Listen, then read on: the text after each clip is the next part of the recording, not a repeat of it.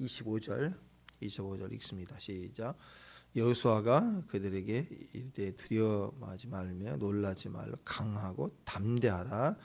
너희가 맞서 싸우는 모든 대적에게 여호와께서 다 이와 같게 하시리라. 아멘.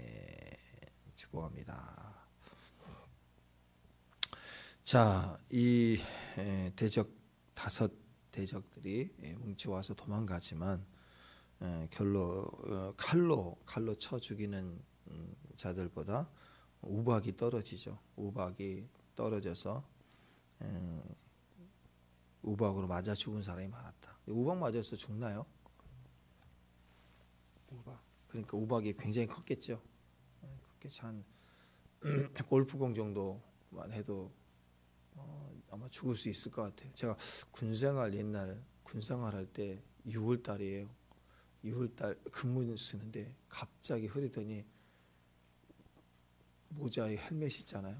쓰고 있는데 우박이 떨어지는데 우박이 손가락 천마디만큼 이렇게 그 정수기에서 얼음 막 나오는 거 있죠. 그 정도가 막 떨어지는 거. 한 10분 떨어졌나? 바닥에 깔 만큼 떨어졌어요. 처음 봤는데 그때 아프더라고요. 등짝을 툭툭툭 떨어지는데 다다다다닥 막 헬멧도 때려지고 이게 이 정도인데 골프공만 하거나 뭐 야구공만 하고 그러면 막 떨어질 것 같아요.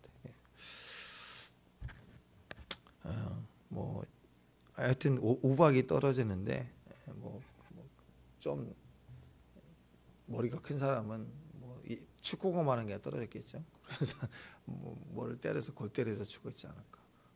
굉장히 공격적이었다 이렇게 볼 수 있을 것 같아요. 축복합니다. 별로 반응이 없으신 것 같은데 커피 콩 한 알 있잖아요. 이만한 커피 콩 한 알 조그만 거.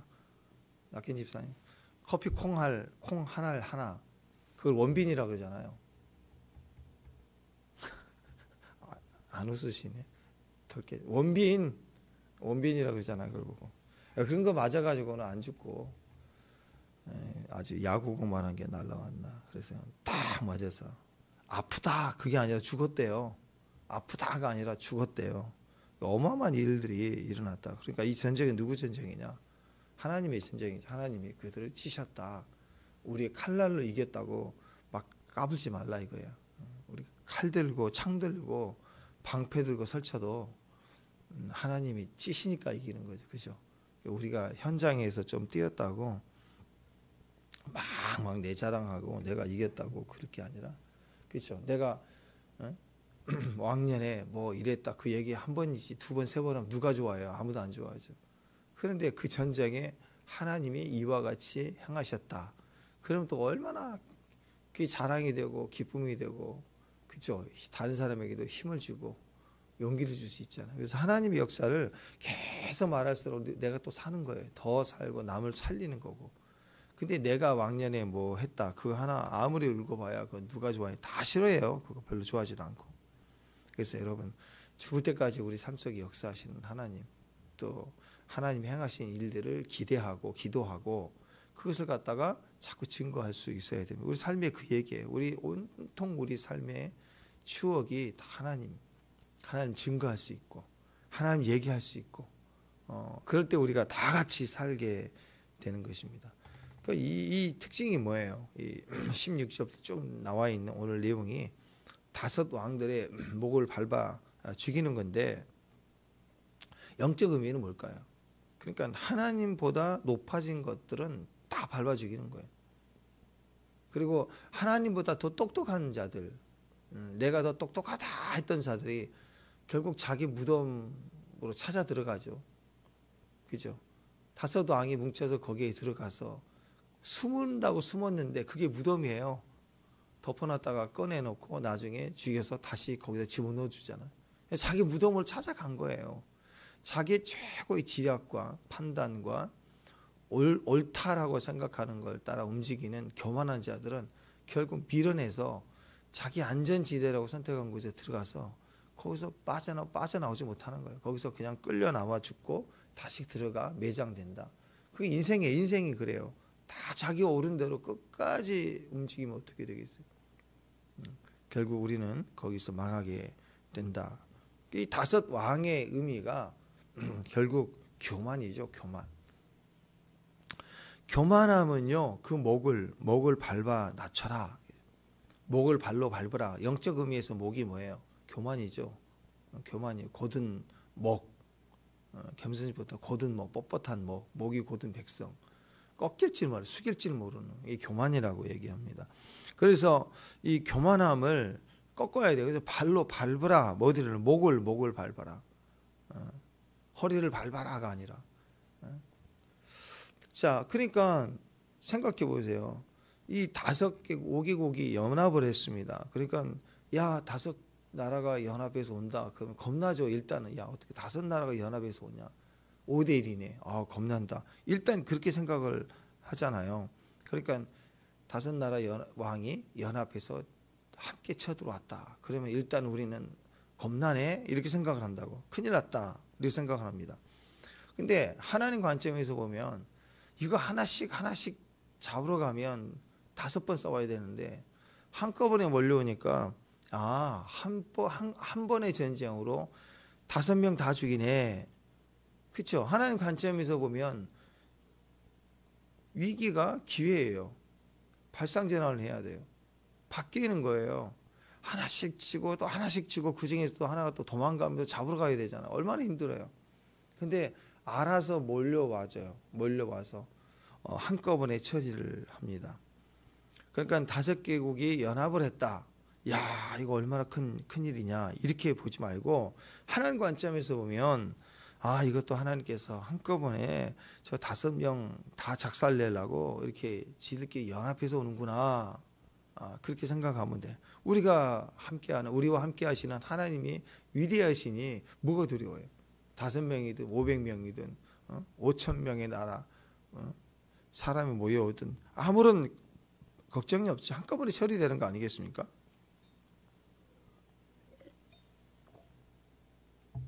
그러니까 이게 다 하나님께 영광이죠. 아멘. 대적이 뭉쳐가지고 막 오면요, 그것은 영광이에요. 하나님께 영광. 그래서 우리가 어떻게 해야 되냐면 영광굴비 엮듯이 그냥 하나씩 엮고 그래서 한꺼번에 끝나는 거, 한 판으로 끝내는 거예요. 영광굴비. 그래서 가장 쉬운 길은 결정적인 순간에 대적들이 연합을 해갖고 오는 거예요. 악인이 연대하는 거예요. 그건 자기 세를 드러내는 거라고. 숨지 않고 드러내는 거예요. 그래서 오히려 잘 된 거예요. 왜? 우리와 함께 하신 일이 하나님이신데. 그러니까 연대할수록 오히려 큰 일이 아니라 더 세력이 드러나니까 정면에 오니까 처리하기가 쉽다. 그러니까 대적이 우리 가운데 있을 때 마찬가지입니다. 대적이 다 모여 있으면 두려워하지 마세요. 얼마나 좋은가.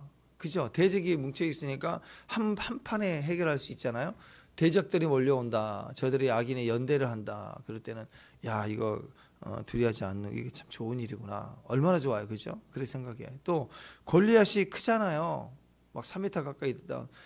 골리앗이 크잖아요. 그러니까 얼마나 좋아요. 무섭다가 아니라 맞출 때가 많죠. 그러니까 클수록 맞출 때가 많잖아요. 얼마나 힘들어요. 작으면 얼마나 힘들겠어요. 크니까 맞추기 좋고 5개국이 막 연합해서 오니까 그거 얼마나 좋아요. 굴비 엮듯이 막 엮어가지고 한꺼번에 탁 업어치면 딱 끝나는 거 아니겠습니까? 그러니까 하나님께서 꼭 마지막 때 보면 이렇게 악인들은 강하게 보이고 과시하고 막 선전하는데 그게 사실은 불쌍한 거예요. 그게 어리석게 만든 거라고. 어리석은 거라고. 그래서 이 5왕 16절에 보니까 도망하여 막게다의 굴에 숨었다. 막게다의 굴에 숨었다. 자, 자기들은 숨었어요. 숨었는데 어떻게 숨었느냐? 머리만 넣어놓고 몸뚱아리가 보이는 꽁이 숨듯이 숨었다고. 소문 다 났어요. 여호수아에게 보고가 되잖아요. 그 말은 뭐예요? 숨긴 숨었는데 왕처럼 숨은 거예요. 아니, 숨으려면 제대로 숨어야지. 다윗 숨을 때 못 잡잖아요. 떠벌리고 다니면 안 되잖아요. 거기서 또 두 명만 있어도 왕이잖아요. 2명만 있어도 왕왕거리는데 5명이니까 얼마나 왕왕거렸을 거. 왕왕 시끄럽다 이거예요. 그러니까 들통이 나버리게 되는 거죠. 그러니까 원래 이렇게 모여 있으면 안 돼요. 전쟁에는 흩어지는 거예요. 전쟁에는 하다못해 오늘 대기업도요. 뭐 삼성 대기업 미국에 뭐 간다, 뭐 이재용 부장 간다. 그러면요 같은 비행기 안 타요. 바로 이어 다른 비행기를 탄다고 임원들도 뭔 일 날까봐. 지금도 그래 지금도. 그리고 비행기 조종사들도 기장과 부기장이 밥을 똑같은 거 안 먹어요. 배탈 날까봐. 둘 다 배탈 날까봐. 혹시 해서 그게 그 원칙이라고. 전쟁에서 이 바보들이죠. 5명이 같이 숨어 있으면 안 돼 원래. 근데 한 굴 속에 다 같이 모여 있죠. 그러니까는 이것도 기적이에요. 기적. 우리에게 기적이 일어난 거예요. 한꺼번에 처리하는 있을 수 없는 멍청한 기적이 일어난 거예요. 멍청한 기적이 일어나 가지고 굴에 들어가 있는데 막게다의 굴에 들어가 있어요. 막게다. 이게 이제 그 양치는 목자들이 다니는 그 목자들의 장소 뭐 그런 거예요. 해필 20대를 그럴 때 그 유명하잖아요. 그러니까 목자들이 다 이렇게 양을 치러 들판 다니고 할 때 적정한 가장 제일 좋은 옛날 같으면 삼거리 있죠. 삼거리. 동네 삼거리. 거기 꼭 길목이잖아요. 다 지나가면서 사람들 보는 자리에 목자들의 장소 굴. 거기서 좀 쉬었다 가자. 다 아는데 거기 숨으면 다 보여. 뭐야 누구죠? 왕이네. 그냥 다 아는 곳에 숨었단 말이에요. 해필이면. 숨으려면 골목에 숨어야죠. 신장로 제일 사거리 메인 사거리 앞에서 거기서 앉아 있으면 그 노숙하면 다 걸리는 거지. 안 그래요? 숨으려면 제대로 숨어야지. 유명한 데 가가지고. 가오가 있지 뒷골목은 안 된다. 그래가지고 숨어 있으면 그냥 잡히는 거 아니에요. 소문 다 났어요. 그래가지고 거기 또 뭉쳐 있으니까 그 와가지고 그냥 뚜껑을 덮어버렸어요. 이걸 왕뚜껑이라고 그래요. 그 안에 들어가가지고 뭐 했을 거예요? 뭐 했을까요? 그 안에 들어가서 오직 왕자 게임이 했을까요? 왕자 게임? 아니면 그 왕자 게임 했겠죠. 거기 뭐 오징어 게임 했겠어요. 거기서 모여가지고 5명의 왕이 동굴에 들어가서 숨어 버렸어요. 그러니까 뭐라고 결정하느냐? 19절에 보니까 야 지체하지 말고 너희 자 19절 읽어보세요. 19절 시작.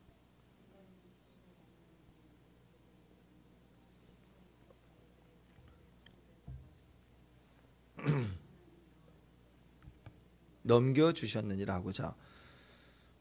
보세요. 왕들이 숨어 있다고 해서 왕들만 잡아서 될 일이 아닙니다. 왜냐하면 전쟁에 이기는 게 목적이에요. 진멸이 목적이에요. 진멸. 근데 왕만 죽인다고 이길 수는 있죠. 조공 바치라고 떠나가면 되니까. 근데 그렇게 그 전쟁이 아닌 거예요. 지금 진멸의 전쟁이에요. 그러니까 이 5명의 왕을 잡는다고 끝나는 문제가 아니라고. 바퀴벌레 예전에 우리 처음 건물하실 때 기억나시나요? 옥상에 화분 겨울 이렇게 추울 때 화분 들쳐냈더니 바퀴벌레가 한 40-50마리나 한꺼번에 왁 날아가죠. 바퀴벌레 진멸하려고 그러니까 한두 마리 제일 큰 놈 5명 잡았다. 그 중에 다시 화분으로 한 5명이 들어갔다고 합시다. 5마리. 5마리만 잡으면 되나요? 진멸이 목적이에요. 진멸이.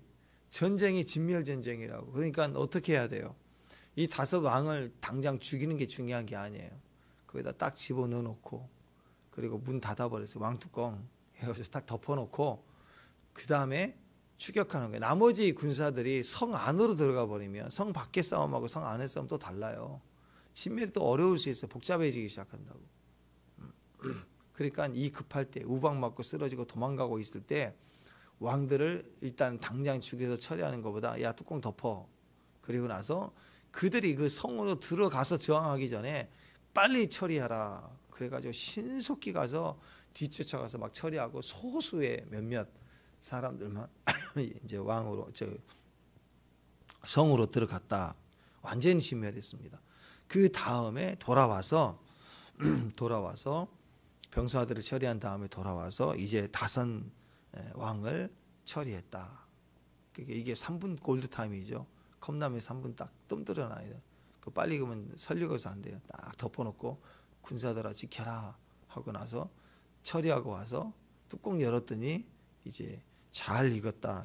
그래서 그들을 대전쟁의 승리, 하나님의 승리, 대적의 머리를 치신 하나님의 승리로 승화시킵니다.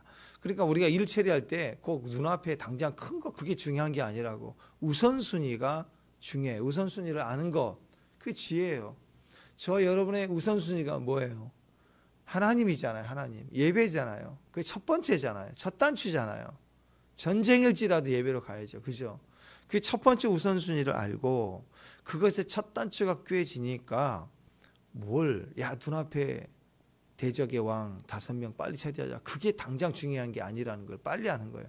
그래서 우선순위를 덮어놓고 이제는 대적을 빨리 치기 위해서 움직인다. 그러니까 이 5명의 대적의 왕은 밀어내도 그렇게 밀어내서 숨어도 소문내고 숨어서 소문난 자리에 숨어갖고 다 들통나고, 들어가니까 뚜껑 닫으니까 저항도 못하고 끝이잖아요. 대적의 왕은 제일 똑똑한 것 같아도 제일 미련한 기적이 일어나서 들어가고, 여호수아는 외소하고 노예 출신이고 어렵고 힘들고 그런 과정을 다 지나왔지만 하나님 지혜를 주시니까 신속하게, 지혜가 하나님과 열려 있으니까 지혜를 주시는 거예요. 지혜를 주시니까 당장 급한 거, 그 다음에 중요한 거, 급한 것과 중요한 것을 구분할 줄 알고 일을 처리하더라. 오늘 우리가 이 지혜가 있기를 바랍니다. 아멘. 급한 거냐 중요한 거냐, 그걸 따라서 잘 선택할 수 있는 게 그게 지혜인 것입니다. 우리는요 육신을 입고 있지요. 육신을 입고 있지만 사실은 우리가 육이 아니에요. 우리 영입니다. 영. 육신은 날마다 후패해요. 주름도 생기고 허리도 아프고 관절도 뻐긋뻐긋 소리 나고, 턱 이렇게만 해도 벌써 턱에 똑똑똑 소리 나고, 막 조금씩 이렇게 고장이 나기 시작하는 거 아니겠습니까? 육신은 영원할 수가 없어요. 그러나 우리의 영은 날마다 신선할 수 있습니다. 더 깨닫고 거룩해지며 성장해 갈 때 영은 나이가 들어도 그 안에 그 사람에게서 나오는 영은, 언어나 행동으로 나오는 영은 강력하게 나타나게 되는 거예요. 우리가 영이란, 그래서 고린도후서 10장 3절 이하를 보면 우리가 육신으로 행하나 육신에 따라 싸우지 않는다. 왜? 우리가 육이 아니니까. 우리가 그러면 싸우는 무기는 뭐냐? 총, 칼, 그런 육신에 속한 게 우리 진짜 무기가 아니다. 우리는 손에 칼을 들어서도 칼이 무기가 아니라 칼로 죽이는 것보다 하나님이 우박으로 치시는 게 너무 많잖아요. 훨씬. 우리가 할 일은 그냥 뚜껑 닫았다가 뺐다 이기는 것밖에 없어요. 다 하나님이 이기게 하신다. 오직 어떤 견고한 진도 파하는 하나님의 능력이다. 그건 우리 칼로 안 되는 거예요. 모든 이론을 무너뜨린다. 사상을 깬다. 하나님 아는 걸 대적하게 높아진 이 5명의 왕과 같은 것을 다 무너뜨린다. 우리 모든 생각을 사로잡아 그리스도에 복종케 된다. 그게 지혜라고. 그러면서 너희 복종이 온전케 될 때, 우리가 온전히 주님 앞에 사로잡힐 때, 모든 복종치 아니하는 것들, 이 5 왕을 포함한 대적자들을 하나님이 진멸하신다. 벌하라고 준비한다. 예비한다. 이렇게 얘기를 하고 있습니다. 복종에 대한 이야기죠. 복종. 그러니까 우리의 외모, 보여지는 거, 무기, 이것만 우리는 보고 뛰면 안 돼요. 육신에 속한 자랑에 대해서 우리가 기쁨을 얻으면 안 돼요. 그게 아니라 주 안에서 사랑하라 그래요. 주 안에서 자랑하라. 그죠? 우리 자랑은 항상 하나님, 주 안에서, 주님 안에서, 주님이 하신 일. 그러니까 무엇이 옳은가, 이거 항상 분별해야 됩니다. 내가 옳으면 안 돼요. 진짜 옳다 인정을 받은 사람들은 육신에 속한 자랑을 하는 게 아니라 주 안에서 자랑하는 자예요. 내 육신의 안에 속한 나를 자랑하면 전부가 다 나잖아요. 나잖아요. 자기가 자기를 스스로 칭찬하는 거, 그게 아니라 하나님께서 우리를 칭찬해 주시는 거. 그 결과가 찬양이잖아요. 우리가 빛을 바르니까 빛을 반사하는 거라고. 빛이 반사되는 거라고. 복종과 자랑, 이 2 단어를 가지고 우리 자신을 확인할 수 있어야 됩니다. 복종은 주 안에 속하는 것이지만 자랑은 자기에게 속한 거예요. 자기에게 조금이라도, 나에게서 조금이라도 내가 불편해. 조금이라도 내가 너를 갖다가 이렇게 대 서운해. 여기에 반응하는 것이 클수록 또 나의 자랑이 클 가능성이 높다는 거예요. 온전히 복종하는 자, 순종하는 자, 하나님만 따라 움직이는 자가 뭐 주변에 보이겠어요? 하다못해 우리 어렸을 때 운동회 때 100m 달리기만 해도 시작하면 달릴 때까지 응원하는 사람들은 안 보이잖아요. 안 보여요. 앞만 보고 달린다고. 비록 꼴등을 났지만 달리더라도 앞만 보고 달리니까 옆에서 막 응원하는 소리 안 들린다고. 그러니까 여러분, 우리는 이 복종 안에 속해 있는가, 주 안에 속해 있는가, 또는 나에게 속해 있는 자랑인가, 이것에 대해서 우리 자신을 확인할 수 있어야 됩니다. 우리는요, 복종은 그래서 어려워요. 복종은 어려운데 자랑은 쉬워요. 노력하지 않아도 막 나와요. 근데 복종은 노력해야 돼요. 그래서 쉽게 하는 것을 조심해야 됩니다. 사랑도 그래요. 자식 사랑 쉬워요. 쉽다고. 근데 아내를 사랑하고 남편을 사랑하는 거, 그건 노력해야 돼요. 어느 사랑이 더 커요? 사랑은 똑같아요. 우선순위가 있을 뿐이지. 근데 노력하는 사랑 귀해요. 인간은 노력하는 사랑을 해요. 본능의 사랑은 짐승만 해요. 본능의 사랑도 귀해요.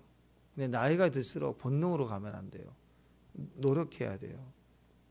그리고 또 부모를 사랑하는 거 노력해야 돼요. 자식이 아프고 부모가 아프면 자식은 그냥 간다고.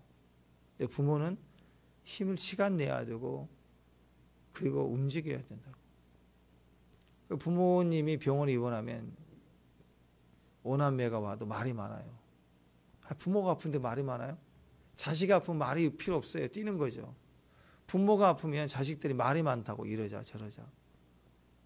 하나님 어렵습니다. 하나님 저절로 되지 않아요. 자기를 꺾어야지만이 되는 거라고.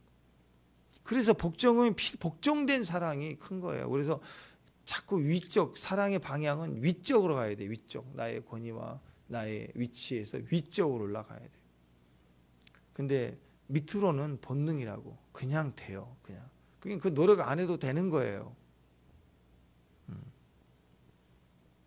사랑은 그냥 되는 겁니다. 그러나 복종은 어렵습니다. 그러나 복종을 위해서 내가 뛰어야 돼요. 그래야 그 사랑이 온전케 된다고. 온전케 된다고. 이걸 우리가 할 수 있는 방법이 뭐냐면 이 축복된 마음이 필요한데 그건 뭐냐면요. 빚진 마음이에요. 노력은 그냥 자기 각오 뭐 이렇게 결단 그런 거 아니에요. 위를 향한 사랑, 노력하는 사랑, 복종이라고 하는 것은 빚진 마음에서 나오는 거예요. 빚진 마음.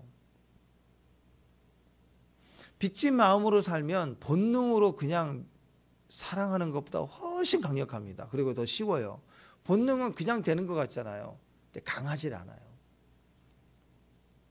근데 복종이 어렵죠. 근데 복종이 본능보다 훨씬 더 쉽게 되는 방법이 뭐냐? 빚진 마음이 있어야 돼요. 빚진 마음이 있으면 항상 이겨요. 기꺼이 이겨요. 불 속이라도 들어가요. 이스라엘도 그렇고 우리나라도 그렇고요. 이 체면 문화거든요. 높은 지위, 영향력 있는 사람, 가문의 영광, 선민, 뭐 이거에 대한 그 민족 의식이 굉장히 강한 백성입니다. 그러니까 이런 사람들은요, 어떤 상황에서 잘 뛰질 않아요. 어떤 사람이 뛰냐면 마당새가 뛰어요. 방자 같은 사람이 막 뛰는다고. 걸음을 느리게 걸어요. 근데 실제로 뛰는 사람, 그리고 이렇게 빠르게 움직이는 사람, 높은 지위가 아니라 낮은 지위의 사람들이죠.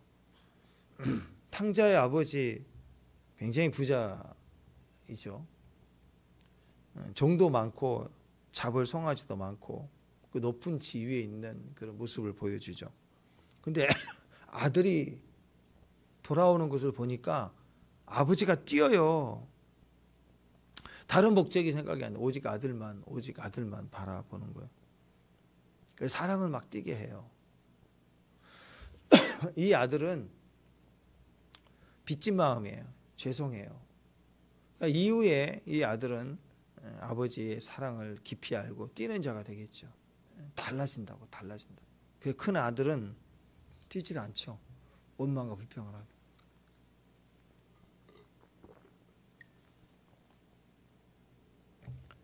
둘째 아들이 돌아와서 아버지에 대한 마음은 이제 빚진 마음이겠죠. 형한테도 미안하죠. 다치가 몫을 뺏어갔으니까. 근데 이 큰아들에게는 빚진 마음이 없죠. 그러니까 옳은 것이 있어요. 정의, 차별, 공의 막 이것만 막 외쳐야 되는 거예요. 우리가 어떻게 구원을 받았고 우리 존재가 어떤 것인지를 확인할수록 하나님에 대한 우리가 빚진 마음이 있습니다. 절대로 우리 자신을 내 꺼내 놓을 만큼의 우리는 그런 인물이 안 돼요. 못 돼요. 못 돼요. 그래서 우리를 건져주신 그 은혜를 생각할 수 있어야 거기서부터 진짜 나의 공로를 말하는 게 사라지고, 거기 무슨 내 공로가, 탕자로 생각해 보세요. 무슨 공로가 있어요. 다시 돌아왔습니다. 옷을 몸을 씻고 옷을 벗기고 던져버리고 씻겨주고 새 옷을 입히고 새 가락지를 끼워주고 신을 신기고 송아지를 잡고 잠치하고, 그럴 때 그럴 거 아니에요. 딴 사람들이 너는 어떻게 그렇게 훌륭한 옷을 입고 있고 권세를 가진 가락지를 끼고 그러냐 할 때 탕자가 자기 공로 요만큼이라도 있어요? 없잖아요. 빚진 마음이에요. 다 우리 아버지가 위대하셔. 우리 아버지는 대단하셔. 큰 사랑이야. 구구장창 그거 얘기하지 않겠어요. 빚진 마음이 있어야 돼. 부모에 대해서 빚진 마음이 있어야 됩니다. 성도에 대해서, 자녀에 대해서 서로에게 빚진 마음이 있어야 돼요. 갚아도 되고 갚지 않아도 되는 건 빚진 마음이 아니에요. 어떤 사람은 빚졌어요. 분명히. 근데 뭐라고 당당해. 갚으면 되지. 그리고 막 판단과 행동을 막 해요. 그거 주고 생색내냐고. 빚져놓고 빚진 마음이 없는 거예요. 어떤 사람은 선물 하나를 받아도 빚진 마음을 가져요. 빚진 마음을 가진 사람들이 친구가 많고 그 사람이 결국 승리가 되는 거예요. 하나님에 대해서, 우리 가족들에 대해서 다 빚진 마음을 가지고 있는 사람, 그게 축복입니다. 그 마음에 하나님이 임재하시고 사람과 사람과의 교제가 그 안에서 임재하시고, 대표적인 사람이 어메이징 그레이스 그 아니에요? 나 같은 죄인 살리신, 전 세계적으로 가장 유명한 찬송가 중에 하나 아닙니까? 존 뉴턴 작사자. 그 노예 선장이었다. 노예 선장. 노예선을 끌고 와서 노예를 팔아먹는 사람. 인생 바닥까지 간 사람 아니에요. 인간을 끌어서 파는데 정죄감이 없이 돈으로 본 사람. 그가 건짐을 받고 그가 영국 성공의 목사가 되고, 그 평생에 헌신할 수 있었던 이유는 빚진 마음이 있었다고. 빚진 마음. 정죄하고 달라요. 사탄이 세상이 정죄하지만 그 어떤 정죄도 이길 수 있어요. 왜? 주님이 나를 위하시면 누가 우리를 대적해요. 그죠? 이 모든 사망의 권세를 해방하셨는데, 의의 증세를 다 도말하셨는데 그 사랑에서 누가 끊으리요? 그리스도 예수 안에 있는 자는 결코 정죄함이 없나니. 어떤 정죄, 어떤 죄에 대해서도 이제 당당할 수 있어요. 거듭난 성도들은 당당할 수 있다고. 그러나 사도 바울도 그랬고, 자기가 사도의 반열에 위대한 존경을 받는 그 자리가 하도 누구로부터 정죄함을 받지 않을 만큼, 또 아그리빠 왕 앞에 가서 너는 나를 본받아, 이렇게 묶이는 것 외에는 나를 본받은 자가 되라, 막 이렇게 얘기할 만큼 당당해도, 그러나 그 내면의 깊은 곳에는 빚진 마음이 있어야 된다고. 부모에 대해서 빚진 마음을 키워주고 인도해 주신 빚진 마음, 또 가족에 대해서, 친구에 대해서, 이 대한민국에 대해서 얼마나 대한민국을 알았다고. 대한민국 뭐 못 산다고, 큰일 났다고, 병들었다고, 그래서 막 살 수 없는 지옥이 될 거라고 떠나가고 그래요. 그리스도 예수의 마음으로 보면 빚진 마음을 가진 사람들이 결국 승리자가 되고 항상 겸손할 수밖에 없고, 거기에 하나님이 또한 일해 주신 거예요. 사도 바울이 로마서 1장 14절에 헬라인이나 야만인이나 지혜 있는 자나 어리석은 자에게 다 내가 빚진 자다. 복음의 빚진 자예요, 우리가. 그죠? 복음의 빚진 자라고. 지금 미국 이랬네 저랬네 막 중국 이랬네 저랬네를 떠나서 다 우리는 빚진 마음을 가져야 돼요. 빚진 마음으로 사는 것이 겸손이고, 그렇잖아요. 마음이 그래요. 친구를 만났는데 이 친구가 나는 별로 해준 게 없는데 그냥 너가 내 친구라서 너무 고마워. 그런 마음이에요. 항상 고마운 빚진 마음을 가지고 나를 대해주면 내가 고맙잖아. 오히려 그걸 지배하려고 하겠냐고. 빚진 마음은 우리를 살리는 거예요. 상대를 살려주는 거라고. 우리가 이 마음이 필요합니다. 육신으로 살면 교만합니다. 영으로 살아야 그게 겸손이에요. 겸손한 자에게는 항상 하나님이 기회를 주십니다. 막 우박이 떨어져요. 대적을 쳐줘요. 팍팍팍팍 그래서 이긴다고. 교만하면 망합니다. 잠언서 18장 12절 사람의 마음의 교만함은 멸망의 선봉이요 겸손한 자 겸손은 존귀의 앞잡이다. 야고보서 4장 6절 더욱 큰 은혜를 주신다. 그게 뭐냐? 하나님이 교만한 자를 물리치시고 겸손한 자에게 은혜를 주신다. 베드로전서 5장 5절 젊은 자들아 장로들에게 순종하고 다 서로 겸손으로 허리를 둥이라. 하나님 교만한 자를 대적하실 때 겸손한 자에게 은혜를 주신다. 올해 시작하는 이 시작의 자리에 우리는 겸손해야 됩니다. 어떻게?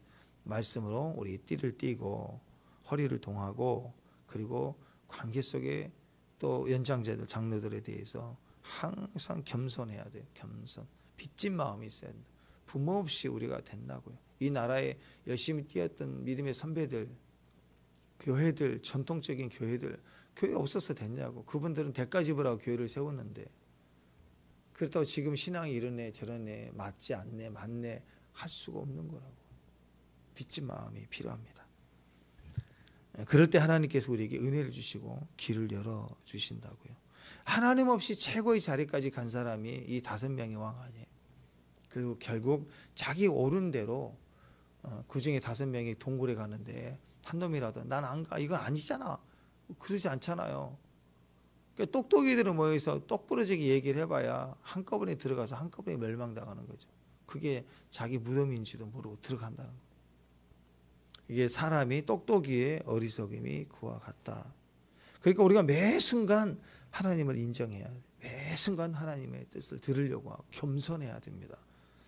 그 핵심이 빚진 마음이에요. 축복합니다. 빚진 마음밖에 없어요. 빚진 마음, 겸손하려고 노력할 필요도 없어요. 막 복종하려고 노력할 필요도 없어요. 군사적으로 살려고 안 해도 돼요. 빚진 마음이면 어디든지 가오리다. 나 같은 죄인 살리신 그런 마음이면 모든 게 다 가능하다. 된다. 그러니까 하나님은 얼마나 높여주시느냐. 이스라엘의 싸움이 아니라 하나님이 싸우시고 이기신 것처럼 여호수아가 예수님을 상징하잖아요. 여호수아가 어떻게 하느냐. 원래 대적의 왕들을 왕이 발로 밟아 진멸하고 이기는 거예요. 상징적으로.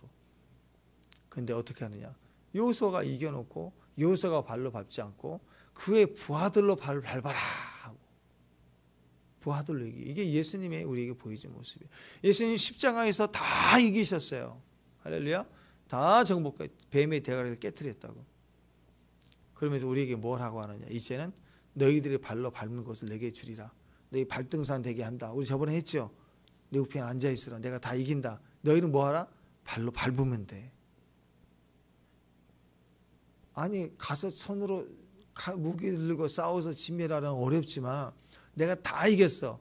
너희는 발바닥으로 밟고 가. 그게 얼마나 쉬워요. 우리는 손으로 이기는 게 아니고 뭘로 이겨요? 발로 이기는 거라고. 그것도 신발 벗으래요. 발로 신발 벗고 군화로 무슨 발에 무기를 달고 달리라는 소리가 아니라 맨발로 밟기만 해도 되는 전쟁을 치르고 있는 거예요. 겸손한 자에게는 은혜로 승리하는 이런 은혜를 주신다. 24절 25절 보면 그래요. 발로 밟아라. 25절을 보니까 여호수아가 그들에게 이르되 두려워 말고 놀라지 말라. 강하고 담대하라. 맞서 싸우라. 너희가 싸우는 모든 대적을 이와 같이 발로 밟으리라. 싸움을 다 이겨놓고 발로 밟게 하시는. 십자가로 다 이겨놓고 끝났다. 이제 이겨라. 우리에게 발로 밟아라. 그래서 선교가는 거예요. 그래서 막 뛰는 거라고 우리가 전략 세우고 행동하고 뛰는 게 아니라 하나님이 밟게 하신다. 오늘도 맨발로 이기는 사람 되십시오. 아멘. 발바닥으로 이기는 거예요. 이 신까지 벗어야 돼요. 괜히 또 내가 발로 잘 설치됐다고 하지 말고 신발까지 벗고 발바닥으로 밟고 다니며 다 주시는. 옛날에는 발등산 이런 말을 썼는데 발판이 되게 있다. 그래서 완전한 승리죠. 대적을 이긴 자의 부하들로 인해서 발로 밟으라. 그럴 때 온 백성이 함성을 지르고 축제가 됐다라는. 너는 내 우편에 앉아 있으라 그 얘기라고 그랬죠. 예. 내 멍에 내가 맨다. 너는 가볍다. 네가 싸우는 게 아니라 내가 싸우는 거야. 너는 발로만 밟아. 그렇죠? 어미소가 멍에를 메고 가면 새끼소도 같이 옆에다 묶어놓아요. 이렇게 같이 간다고. 근데 실제로 땅을 파고 쟁기질하고 짐을 실는 거 어미소가 다 하는 거고 새끼는 힘을 안 쓰고 그냥 그 질서를 배우는 거 따라가기만 하면 돼요. 발바닥으로 밟고 지나가기만 하면 돼.